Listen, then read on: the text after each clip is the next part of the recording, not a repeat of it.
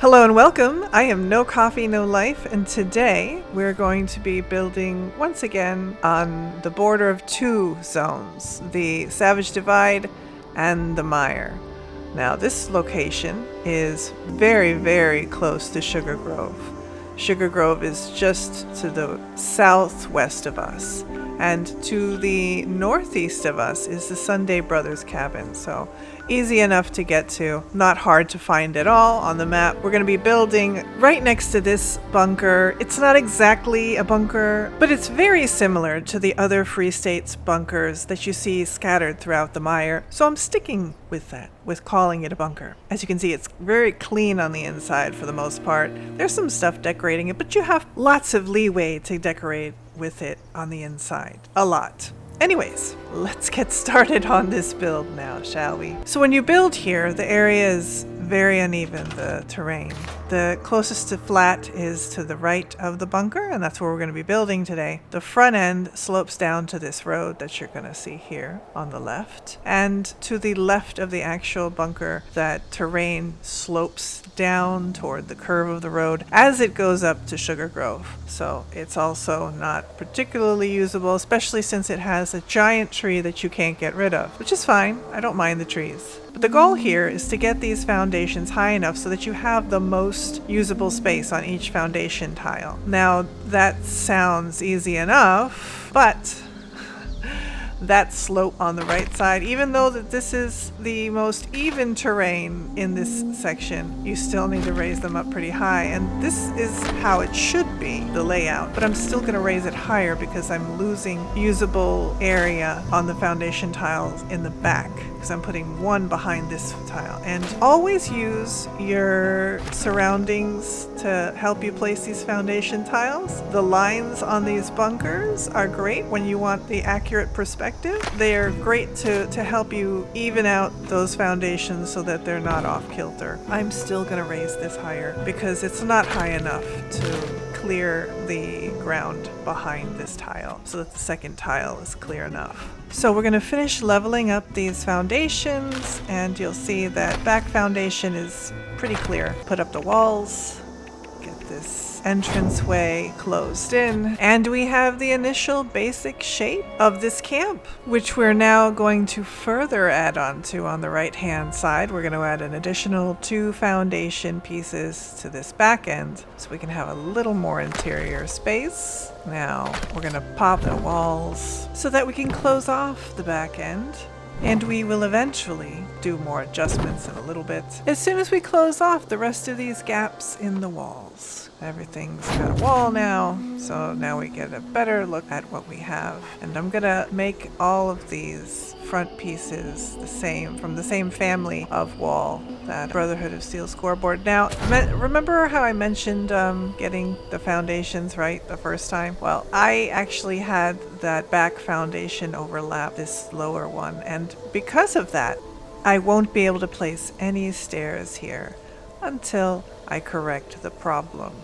And to correct the problem, I'm going to do the thing that I really don't want to do, that I try to avoid as much as possible, and that would be stripping this down to the foundation and then taking out the foundation and repositioning it so it's in line with the foundations that are near it, so that I don't have any conflict with any walls and any roofs. Because, you know, we can't change the size of a space in our camp.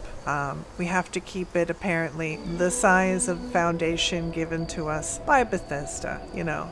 Why would we want something smaller than a full foundation for an entryway to our building, or perhaps a hallway that is smaller than one foundation piece? I don't know. You know, when do you ever see that in a modern building, or a broken down building for that matter? I mean, who would do that? I don't know. Somebody. Not at Bethesda, apparently. Also, I didn't realize that there was apparently some kind of drama going on with the water slide, and people saying, oh, Bethesda's like, you know, making The Sims for Fallout. Honestly, if they were, they're certainly going about it the wrong way, because frankly, EA, a company that has its own problems, would have given us for like $30 an entire pack of dirty and soiled goods and building pieces that we could slap on and put together to our heart's content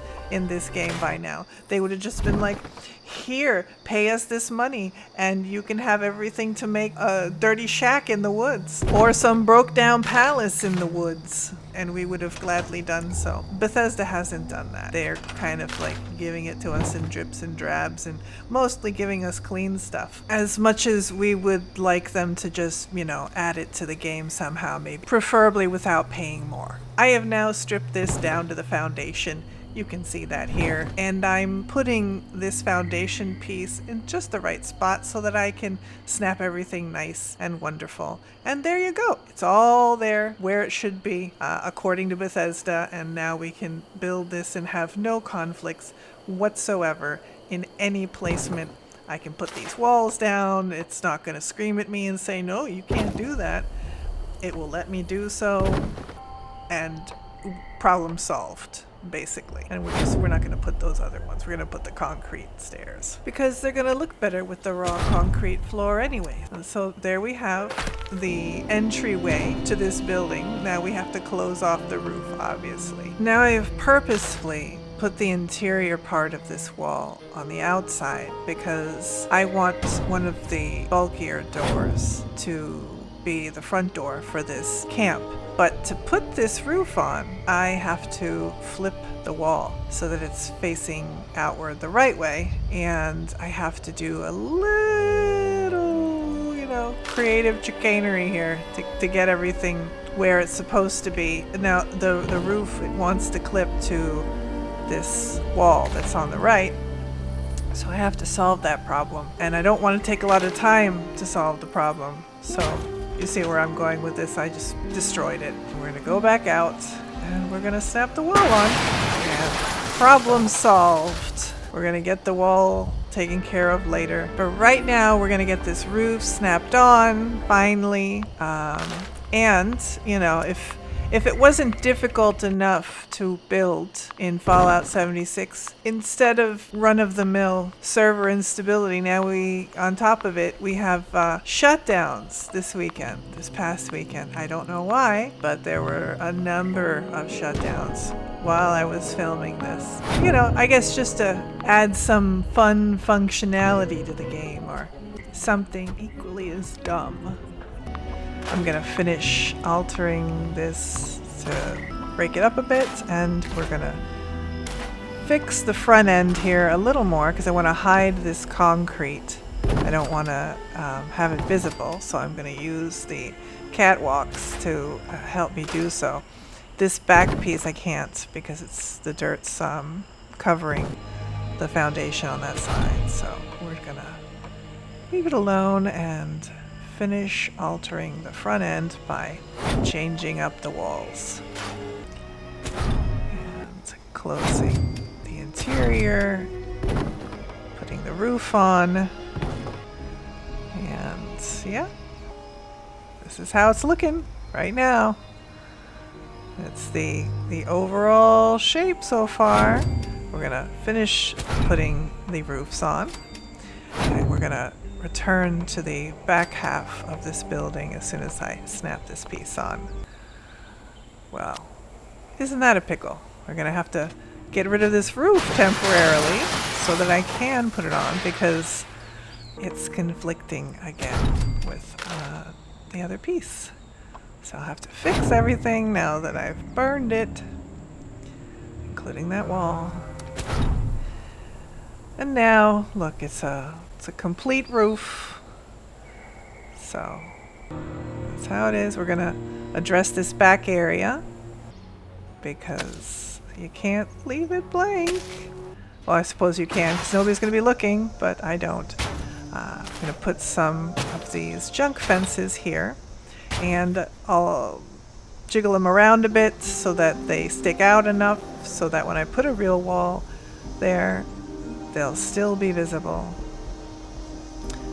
Now, I'm going to also change the roof, and you'll see that in a second here. I'm going to, after I place this secondary junk wall in, after I destroy this first one so that I can put the second one in. Yeah, I'm going to pop it in.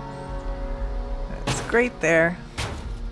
And don't worry, that green will go away. I'll just exit out of build mode and then go back in, and everything will eventually, once I exit and return to build mode, look normal and not green. And then I'll slap these log walls because I want it to look like somebody came by and built up this back section, like maybe a previous person had built it and then it had broken and now somebody else is here putting fresh wood and junk walls up. And we're going to replace this with one of the other asbestos roofs so that it looks obviously patched, and repair these, and there we go. That is done. And I don't know why that is popping in and out, but that happens now. I guess that's a thing in the build mode. It happens more often now than it used to. So we're going to put a window here so that you can actually look into the little courtyard back here, and put some bushes to go with the trees so you can't see this foundation because it annoys me. Like many things in the building process. And here it is so far. Here's what it looks like. We're going to slap this wall here to break up the piece of wall further. And yeah, it's broken up. And now you've got the window is even more blocked off. You can only see a certain part. We're going to put these lovely little guard posts here to close off the back end, and we're going to put a gate eventually once I repair this.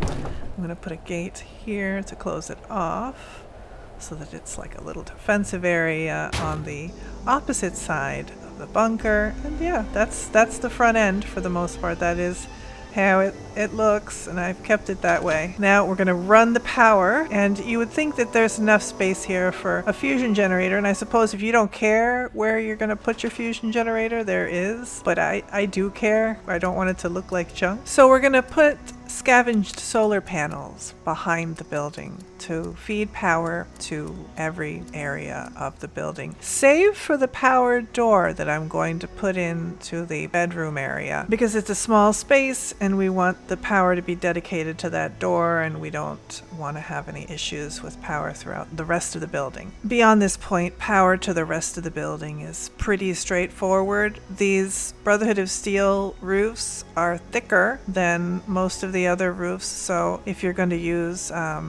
power conduit to punch power through to the bottom half, you need to do a little finagling with the roofs. You'll have to switch from this chunkier roof to like one of the regular roofs that are thinner so that you can feed your power through to the bottom and then change it back to the Brotherhood of Steel roof so that you don't have any issues. Otherwise, you're never gonna really be able to connect the power. I'm just changing the floor here so that it's a little more industrial, because for the most part, I'm going to be putting colder lights in this building as opposed to the warmer lights I usually put in structures. I think the only two lights that are actually yellow lights that I put in here are the lantern and some cage bulb lights just as you come into the building from the stairs.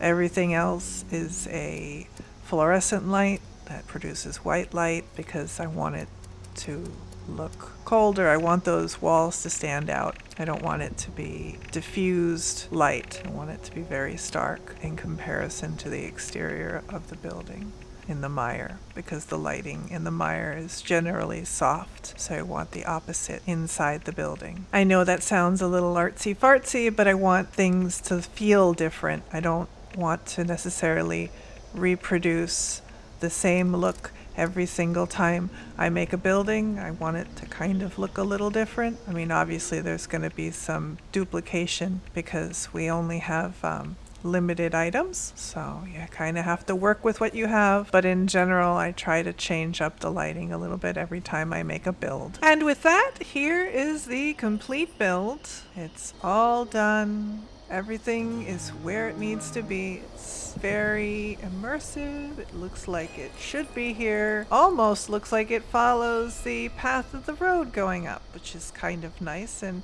unintentional, but hey, I'm glad it worked out that way. Let's take a look inside. We're going to start with the pre-existing structure, all the work done inside of it. I've passed the power on down through the exterior to the window where you see the register. The inside is pretty cluttered up with stuff. The items that are already here, I've worked around them so that it looks like everything has been here with them this entire time. I managed to even put a junk wall in behind my armor workbench, which was great. It was surprisingly forgiving, the interior of the structure. I was kind of shocked. Everything managed to fit without any real problems, which is kind of odd because most pre-existing buildings tend to give you problems one way or another with placement on the ground. Anyways, let's take a look inside the structure that I did build. I'm gonna open this big, chunky, geared door. And as you can see, I have the chef as our ally at this camp. I have a lovely mural here with little heads covering heads of people in the posters. Because, you know, who doesn't need random posters and other things stuck to the wall?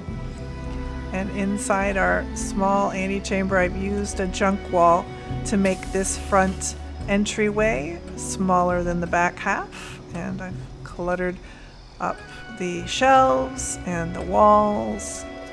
I've got a used to say I'd try anything broadsider, once. no, not a broadsider, that was in the shop area, a harpoon gun above, and we have our lovely kitchen with our ally cooking away. Tried any new foods lately? No, I have not. But I'm sure you'll be offering some later. Here is the bedroom with the powered door. And it's small, which is fine. I wanted it to be small. I wanted the interior of this building to be small. And feel small. Smaller than it is. I've managed to stick a fireplace in. And stuff under the bed. I've got tons of stuff on shelves on the wall to make it look even smaller so that it doesn't looks more kind of claustrophobic with the lights and then these shelves and then all this stuff in the space, so it seems narrow, like a narrow corridor. And this is the workroom with our ammo tinkerer's workbench and stuff on shelves, you know, a safe. It's all a collection of things in this room to make it feel that much smaller. A giant plant, 2 giant plants. So that's the space. It's very cluttered and made to feel tinier than it actually is. That was the goal. And the only space left that we have to see, we don't have to, but we're going to see, is the defensive area on the other side of the building. You can see I put a dumpster and some mute fruit and some additional fence just to build out the area a little bit, not too much. And here's the defensive post to round off the rest of the build. If you made it this far, thanks for watching. I enjoyed building this camp here in the Mire, and I hope you enjoyed watching it. I hope you learned something. If you like what you see here, click on subscribe and hit the notification bell so that you're aware when new videos release. But until next time, happy building in the wasteland.